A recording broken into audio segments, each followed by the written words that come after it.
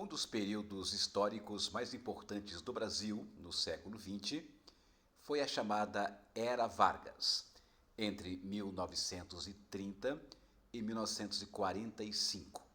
Foi o período em que Getúlio Vargas governou o Brasil por 15 anos de forma ininterrupta.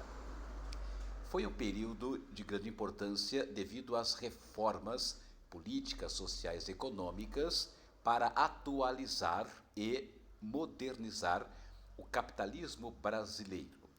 Tanto que uma das grandes características da Era Vargas foi o chamado nacionalismo econômico. Vargas foi um político de linha paternalista, de linha populista. Ele procurava se colocar como uma liderança carismática acima das instituições e dos partidos políticos. A historiografia divide a Era Vargas em 3 períodos. Governo provisório entre 1930 e 1934, governo constitucional entre 1934 e 1937 e a ditadura do Estado Novo entre 1937 até o final, 1945, compondo os 15 anos da Era Vargas.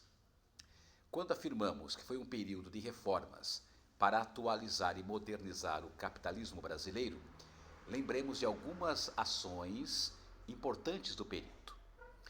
Na Era Vargas foi instituído o voto secreto, também uma justiça eleitoral para coibir as fraudes eleitorais, que eram bastante comuns na época, e também o direito de voto às mulheres, sim, o voto feminino. Essas reformas citadas dentro do chamado Código Eleitoral. Mas Vargas também fez muitas outras ações nesses 15 anos de governo. Na economia, por exemplo, socorreu o café, vítima da crise iniciada lá nos Estados Unidos em 1929. Mas não só o café. Durante a Era Vargas, houve o apoio à diversidade agrícola. Outras culturas agrícolas receberam do Estado um certo apoio para o seu desenvolvimento, tirando o foco de São Paulo e da cafeicultura. Também no campo da economia, a Era Vargas foi marcado pelo avanço da industrialização.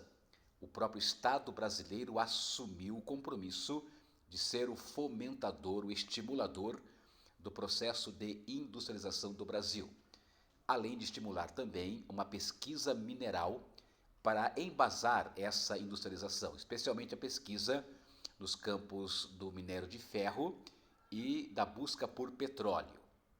Além, é claro, da montagem da chamada legislação trabalhista, que foi oficializada em 1943 através da CLT, a Consolidação das Leis do Trabalho.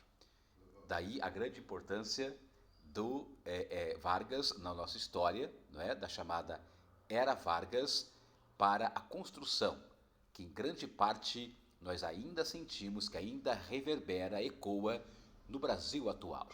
Aprofunde a Era Vargas, um período fundamental da história brasileira no século XX.